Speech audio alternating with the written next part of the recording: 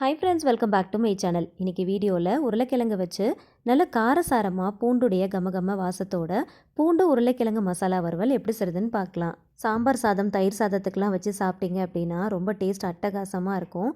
இந்த ரெசிபியோடைய வீடியோ பார்க்குறதுக்கு முன்னாடி நம்மளுடைய சேனலை மறக்காமல் சப்ஸ்கிரைப் பண்ணிக்கோங்க. பக்கத்தில் இருக்கிற பெல் ஐக்கனையும் கிளிக் பண்ணி வச்சுக்கோங்க. அப்போ தான் நான் போடுற வீடியோஸ் எல்லாமே உங்களுக்கு நோட்டிஃபிகேஷனாக வரும்.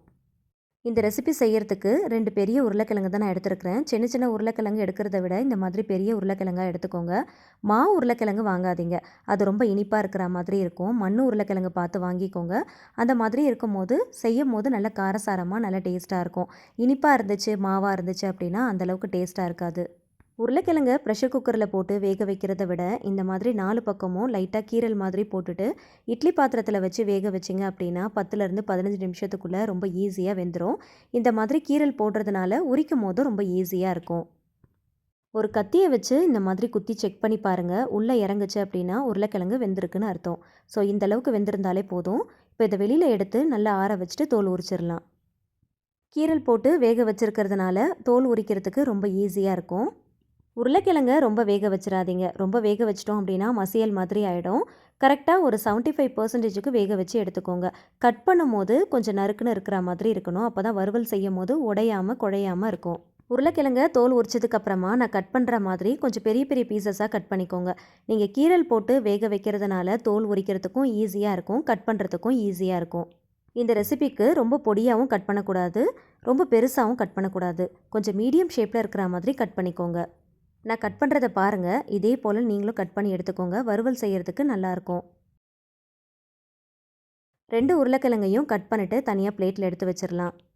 இதை செய்கிறதுக்கு நல்ல கனமான பாத்திரமாக பார்த்து எடுத்துக்கோங்க. அப்போ தான் ஒட்டாமல் வரும். நல்லா தாராளமாக எண்ணெய் சேர்த்துக்கோங்க. எண்ணெய் கொஞ்சம் சூடானதும் 1/2 ஸ்பூன் சோம்பு, 1/2 ஸ்பூன் கடுகு, 1/2 ஸ்பூன் உளுந்து, 1 டேபிள் ஸ்பூன் கடலைப்பருப்பு சேர்த்துக்கலாம். இந்த ரெசிபிக்கு பூண்டு தான் ஹைலைட். அதனால் ஒரு முழு பூண்டை நல்லா வாஷ் பண்ணிவிட்டு தோலோடு நல்லா நசுக்கிட்டு இது கூட சேர்த்துக்கோங்க.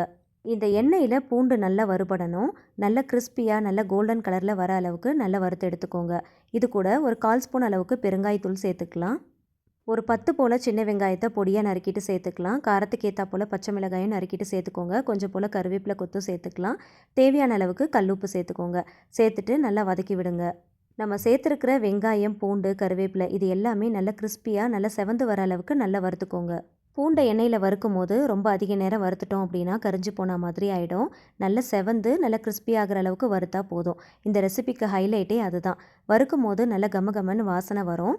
டேஸ்ட்டும் ரொம்ப அட்டகாசமாக இருக்கும். கட் பண்ணி வச்சுருக்கிற உருளைக்கிழங்கை இதில் சேர்த்துட்டு ஒரு 2லேருந்து 3 நிமிஷம் போல் நல்லா வதக்கி விடுங்க. இப்போ மசாலா பொருட்கள் சேர்த்துக்கலாம். 1/4 ஸ்பூன் மஞ்சள் தூள், 1 டீஸ்பூன் காஷ்மீரி மிளகாய் தூள், 1/2 ஸ்பூன் ஜீரகத்தூள், 2 டேபிள் ஸ்பூன் குழம்பு மிளகாய் தூள் சேர்த்துக்கோங்க. மசாலாவுடைய பச்சை வாசனை போகிற அளவுக்கு இந்த உருளைக்கிழங்கோடு சேர்த்து நல்லா கோட் ஆகிற மாதிரி நல்லா மிக்ஸ் பண்ணி விடுங்க. இதில் தண்ணி எதுவும் சேர்க்க போகிறது கிடையாது. அதனால் பொறுமையாக சிம் ஃப்ளேமில் வச்சு நல்லா வறுத்து விடுங்க. மசாலாவுடைய பச்சை வாசனை போகணும். அதே சமயத்தில் அடிப்பிடிக்காமல் இருக்கணும். நல்ல கனமான பாத்திரமாக எடுத்தீங்க அப்படின்னா அடிப்பிடிக்காமல் இருக்கும், ஒட்டாமல் இருக்கும். நம்ம சேர்த்துருந்த மசாலா எல்லாமே இந்த மாதிரி உருளைக்கிழங்குல நல்லா கோட் ஆகியிருக்கணும். இப்போ ஃபுல் சிம் ஃப்ளேமில் வச்சு மூடி போட்டு ஒரு 5 நிமிஷத்துக்கு ஃபஸ்ட்டு நல்லா வேக விடுங்க. இதை செய்யறதுக்கு ஒரு 15லேருந்து 20 நிமிஷம் டைம் தேவைப்படும். ஆனால் 5 நிமிஷத்துக்கு ஒரு டைம் ஓப்பன் பண்ணி நல்லா கிளறி விடுங்க. தண்ணி சேர்க்காமல் பண்ணுறதுனால அடிப்பிடிக்காமல் இருக்கணும். அதனால் 5 நிமிஷத்துக்கு ஒரு முறை ஓப்பன் பண்ணிவிட்டு கிளறி விட்டோம் அப்படின்னா அடிப்பிடிக்காமல் இருக்கும். மசாலாவும் கரிஞ்சு போகாமல் இருக்கும். கரெக்டாக ஒரு 15 நிமிஷம் கழித்து ஓப்பன் பண்ணி பார்த்தீங்கன்னா மேலே நல்ல கிறிஸ்பியாக ஒரு லேயர் மாதிரி ஃபார்ம் ஆகியிருக்கும். உள்ளே நல்லா சாஃப்டாக இருக்கும், மேலே நல்லா கிறிஸ்பியாக இருக்கும். இதுதான் கரெக்டான பதம். உருளைக்கிழங்கு ஆல்ரெடி நல்லா வேக வச்சுட்டு கட் பண்ணிட்டு தான் செஞ்சுருக்கிறோம். அதனால் ரொம்ப நேரம் வேக வைக்கணும் அப்படிங்கிற அவசியம் இல்லை. ரொம்ப நேரம் வேக வச்சிட்டோம் அப்படின்னா மசியல் மாதிரி ஆகிடும். மிக்ஸ் பண்ணும் போது உடையாமல் இருக்கிற மாதிரி பார்த்து மிக்ஸ் பண்ணுங்கள். உருளைக்கிழங்குக்கு மேலே பார்க்கும்போது கிறிஸ்பியாக ஒரு லேயர் மாதிரி தெரியும். அது தெரிஞ்சாலே உருளைக்கிழங்கு வறுவல் ரெடி ஆயிடுச்சுன்னு அர்த்தம். ஸ்டவ் ஆஃப் பண்ணிடலாம். கடைசியாக கொஞ்சமாக நறுக்கின கொத்தமல்லி இலைகள் சேர்த்துட்டு நல்லா மிக்ஸ் பண்ணிவிட்டு சர்வ் பண்ணிக்கோங்க. உருளைக்கிழங்கு வாய்வான ஒரு பொருள். அதனால் கேஸ்ட்ரிக் ப்ராப்ளம் இருக்கிறவங்களாம் சாப்பிட்றதுக்கு யோசிப்பாங்க. ஆனால் இதில் நிறைய பூண்டு, பெருங்காயம்லாம் சேர்த்து பண்ணியிருக்கிறதுனால டேஸ்ட் ரொம்ப நல்லாயிருக்கும். கேஸ்ட்ரிக் ப்ராப்ளம்லாம் சுத்தமாக வராது. கண்டிப்பாக ட்ரை பண்ணி பாருங்கள். பூண்டுடைய கமகம வாசனையோட நல்ல காரசாரமாக பூண்டு உருளைக்கிழங்கு மசாலா வறுவல் ரெடி ஆயிடுச்சு.